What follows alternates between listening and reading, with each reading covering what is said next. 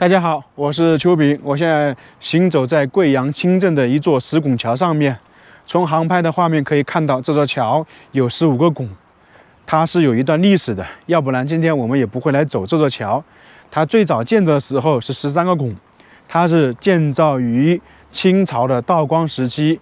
是1837年，离现在呢180多年。这座桥啊挺有意思的。众所周知，在中国古代修建房子、修建豪宅、修建皇宫，还有修建陵墓，都讲究一个风水，会请所谓的风水师来看，来确定位置，要怎么建造，什么时间。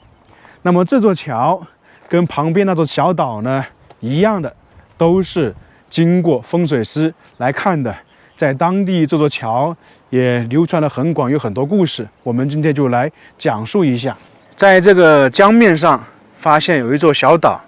这座岛呢有点像我们经常在电视或影视剧中看到一艘航空母舰在海面上行驶一样的。其实这个岛突出江面不是太高，也就50厘米到1米。那么为什么会说这个呢？它很有意思啊。在这个岛上有一座坟，应该就是一个姬姓人的祖坟呐。当时在当地有一个姬姓的人，相当于家里条件呢还算可以。有一天呢，风水师来到这个地方，他就觉得这个岛是一个风水宝地。自古以来，很多人呢都比较信奉风水师，那特别是在古代，那个时候这个姬姓人看到风水师呢，就向他请教：我这个地方，我这个家族怎么样才能繁荣昌盛？就是说你指点一下。那么当时那个风水师就跟他讲述，你这里还真有方法，就像你附近的这座岛，它就是一个风水宝地。假如说你把你家的那个长者，就是老人去世之后埋在这里，安葬在这里，那么你们的子孙后代呢就会发达，事业有成，家庭条件呢也是步步高升。姬姓人那听到这个肯定很高兴，就想着让这个风水师人具体操作。但是风水师就提了个要求，他说这种事情是违背我们说的天道一样的，因为在很多影视剧中都是演绎啊，风水师如果透露了秘密呢，他就会出事。打个比方说，腿瘸、眼睛瞎，那这个风水师同样向这个家里讲述，我帮了你，那么你就要给我养老送终，因为我相当于是身体呢会残缺，我后半辈子没法生活，你们就一定要养我，给我送终。那季家人当然答应了，他觉得我家族能发达，有你的功劳，养一个你这样的人无所谓。那过了几年，那个当时就季家的那个相当于长辈啊，就去世了，就埋在这个江面上的小岛。那之后果然这个家族就开始繁荣昌盛起来，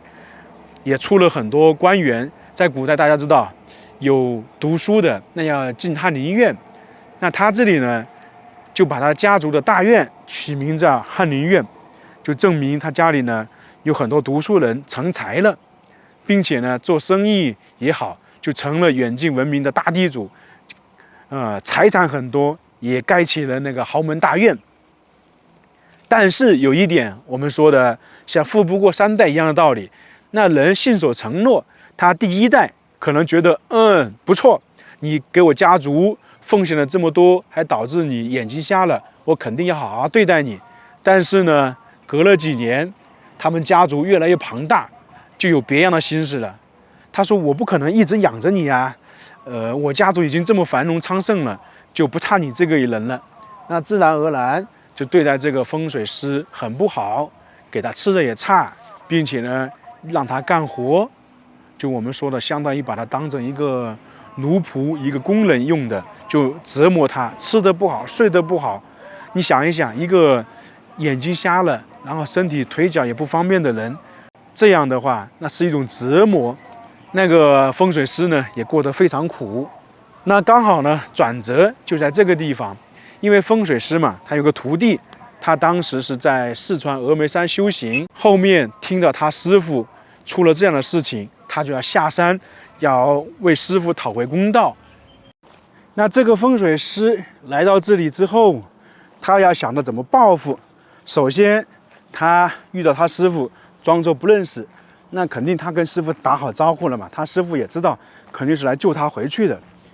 另外呢，这个人来到这个季家，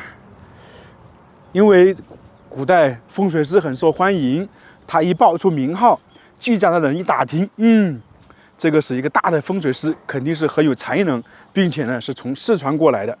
那当时四川是天府之国嘛，肯定有很多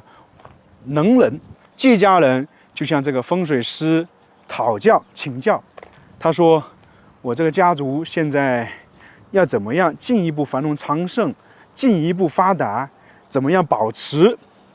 那个风水师一听啊，这个高兴坏了，你们终于提出来了。那风水师就故作深沉，在他这个家的周边到处看了一下，他就说：“你们这个家族现在能发达，是因为在岛上安葬了你们的祖先，就安葬了先人。那如果你要一直保持这个呢，那肯定还得进一步的措施，就是说要在这个祖坟岛的上游建一座桥，桥上两边要放石柱，并且呢要把纪昌和姜太公的塑像放在上面。这个就是纪昌桥的来源，就是说你们家族能够跟纪昌、